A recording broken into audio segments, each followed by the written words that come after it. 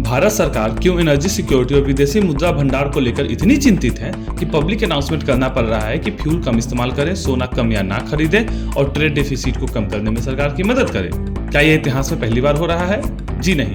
जब भी भारत पर बड़ा आर्थिक दबाव आया तब सरकार नहीं, भारत की आम जनता भी मैदान में उतरी। 1965 में भारत ने खाना छोड़ा था, 1962 में भारत ने सोना दान किया था, फिर आया 1970 का तेल संकट, वाइल्ड कंजर्वेशन स्कैम चलाया गया और कुछ शहरों में पेट्रोल की सीमित मात्रा तक उपलब्ध कराई गई। आज प्रधानमंत्री नरेंद्र मोदी देशवासियों से अपील कर रहे हैं, फ्यूल बचाइए, अनावश्यक ट्रैवल कम कीजिए, इंपोर्टेड इडेबल ऑयल कंजम्पशन घटाइए, लग्जरी इंपोर्ट्स कम कीजिए, गोल्ड परचेज को टालिए और एनर्जी बचाइए।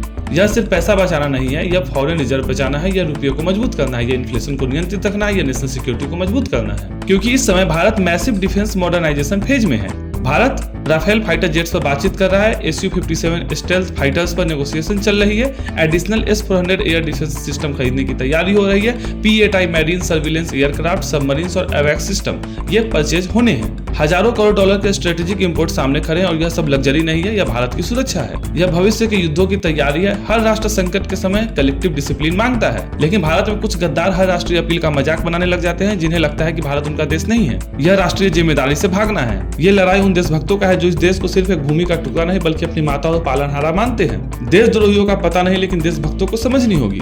अगर 100 करोड़ लोग रोज सिर्फ थोड़ा इंपोर्टेड गुड्स को कम करें तो Bharat trillions of dollar save कर सकता है। यह इकोनॉमिक नेशनलिज्म है, यह स्ट्रेटेजिक मैच्योरिटी और यही आत्मनिर्भर भारत की असली नींव है। क्योंकि मजबूत फॉरेन रिजर्व्स के बिना मजबूत राष्ट्र नहीं बन सकते।